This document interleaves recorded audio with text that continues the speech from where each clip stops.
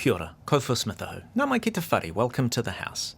Parliament is back sitting this week after MPs spent a week back in their home electorates, possibly recovering from Budget Week, which this year included a brutal period of post-budget urgency.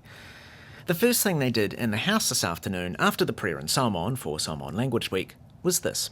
I'm sure members will want to stand and join with me in expressing our birthday wishes both to the Right Honourable Jim Bolger and Mrs Joan Bolger, who's been such a support to him.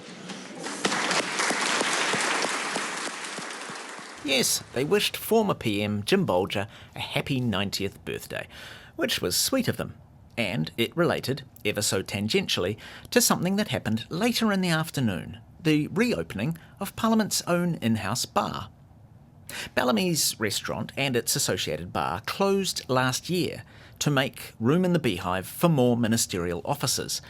A smaller version of Bellamy's, which is open to the public, later opened in the beehive's visitor area, behind a large velvet curtain, which echoes rather of David Lynch. Well, today the bar reopened as well, called Pint of Order. It's not open to the public unless you're someone's guest, and it has moved across to Parliament House.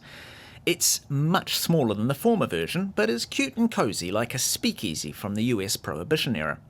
And what, you may ask, has this to do with the Right Honourable Mr Bolger? It doesn't give him much time to run up to an election, Prime Minister.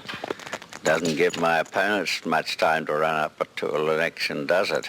No, not that, although that did eventually lead to Bolger becoming Prime Minister. I was thinking more of this. And why did they want to attack their own aircraft? Only one explanation, sir. They wanted to get at the grog cabinet. That, sir, is what they were trying to do. There has never been a more bizarre example of total juvenile ministerial behaviour, sir. Now that was Jim Bolger in the House back in 1987, accusing Labour ministers of being drunk on the job, in, of all places, the Chatham Islands. And in response, Richard Prebble.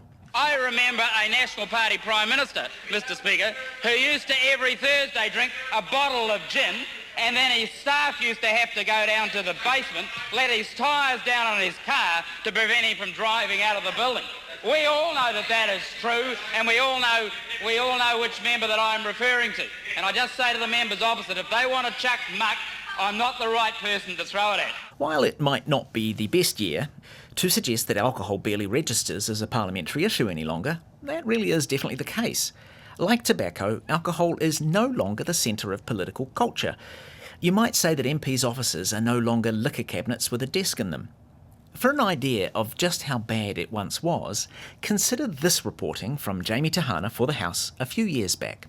How about this? In 1871, a single 60-day session got through 50 dozen bottles of champagne, a hogshead and 72 bottles of claret, 4 casks of sherry, a cask of port, and 4 cases of wine, as well as numerous other ales, wines and liqueurs. Bellamy's even stocked its own brand of liquor, exclusively for MPs. And that was when there were many fewer MPs to do the quaffing. Back in those very early parliaments, MPs were sometimes too drunk to speak, or even to vote, and getting them that way, or trying to keep them sober, was a political tactic. That out-of-control boys' club feel lasted a long time. Here, Helen Clark remembers when she arrived in Parliament in 1981. This was a bit of a boys' club, if you go back to even the early 80s. And part of the boys' club atmosphere was, I used to say there were 3 forms of recreation around here. One exercised this muscle, and that was in the billiards room, which is what you now see as the lovely grand hall. It had 4 billiards tables. And eventually, with, quote, all these women, like 8, they decided the women needed to have somewhere to socialise because we tended not to play billiards. And so in the corner, there was a curtained area, and it had a few armchairs. And believe me, if you sat in there and listened to the conversation at the billiards table, you learnt quite a lot. But anyway, I never mastered billiards. The other muscles, of course, were this one, which was the bar, and the bar was greatly patronised by men. And then there were the card schools, which exercised these muscles. Well, you know, that really didn't appeal to young women coming into Parliament. So it was very much a boys' club. When Parliament House was refurbished in the 90s, the huge billiards room became the Grand Hall, which is now mostly used for conferences. The replacement space for MPs was less than half the size.